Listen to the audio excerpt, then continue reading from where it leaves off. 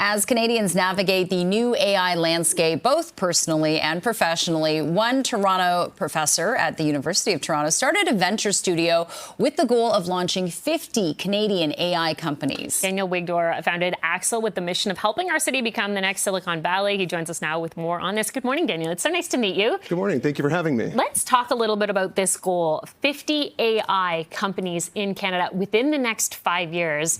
How attainable do you think that is? Absolutely attainable. Okay. Toronto leads the world in this technology. And up until now, we've been doing, honestly, not a great job of keeping this incredible innovation here in the country.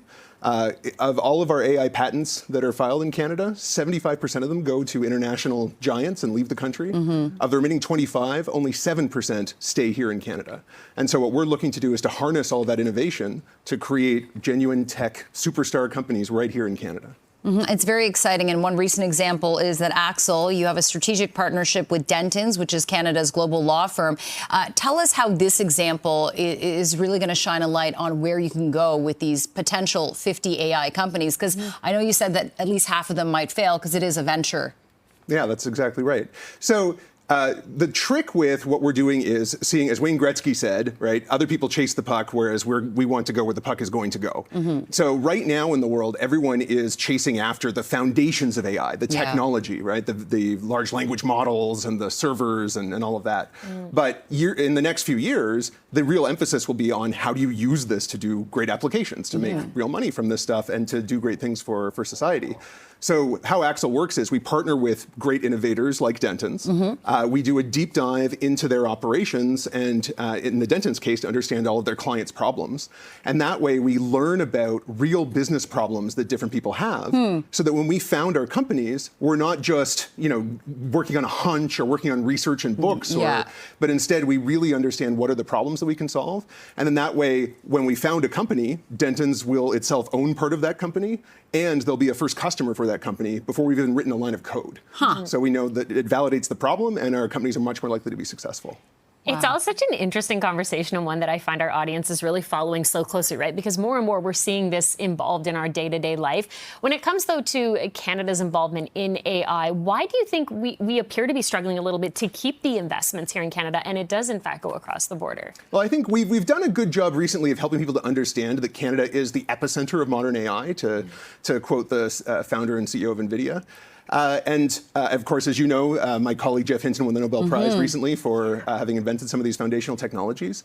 Unfortunately, up until, well, hopefully now we're going to stop it, all this great innovation has been happening here in Canada, but it's been lured outside of Canada through great resources, great opportunities, and what we're looking to do here is to provide those opportunities and resources right here in Canada. Yeah, you're not saying you want to compete with like OpenAI or Google, Meta, Anthropic. You're talking about the actual applications for how people can incorporate AI, make their businesses more efficient, prevent the brain drain of, the common office worker. So I'm curious, you founded Axel because you said it was born out of a trauma. Can you elaborate on that? Yeah, on January 9th of 2007, I watched Steve Jobs on the stage announce that Apple had invented a revolutionary new device and that it was going to take over the phone market. And I found that traumatizing personally and as a Canadian for 3 reasons. One, it turned out he was right. It was a revolutionary device, but of course it was one of Canada's great tech success stories in research in motion, BlackBerry, that was the king or queen getting deposed, right? The second thing I found traumatic was I watched him say that the reason the iPhone was possible was that Apple had invented a technology called multi-touch. And so now you could touch on the screen of the phone instead of having to have a physical keyboard. And I watched him say that on a multi-touch device that I built for my PhD thesis at the University of Toronto. Oh, wow. And I didn't invent multi-touch either. The first multi-touch input to a computer was done in 1982 at the University of Toronto. And so, obviously frustrating. But the third and probably most traumatic thing as a Canadian was he didn't do anything wrong. So when they were advertising this, forgive me, when they were, I'm just very passionate about this. No, please. When he's up there talking about a product, you don't necessarily cite your sources, but in their patents they acknowledged our work. But University of Toronto, we didn't patent any of this stuff. And even if we had, the patents would have expired. And so here in Canada, we're doing all of this incredible leading work, and we're trying to operate the way that the academic system was first imagined after World War II in the United States as what was called the infinite frontier. of government funds, academic work, and applied work, and then all of that innovation makes its way out to industry. And that's been happening, but for whatever reason, all that innovation that's being funded by the Canadian people is making its way to industry outside of Canada. Yeah. It's.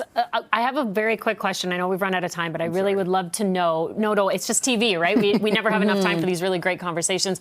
We have a new minister of artificial intelligence, right? Abid Solomon. This is brand new.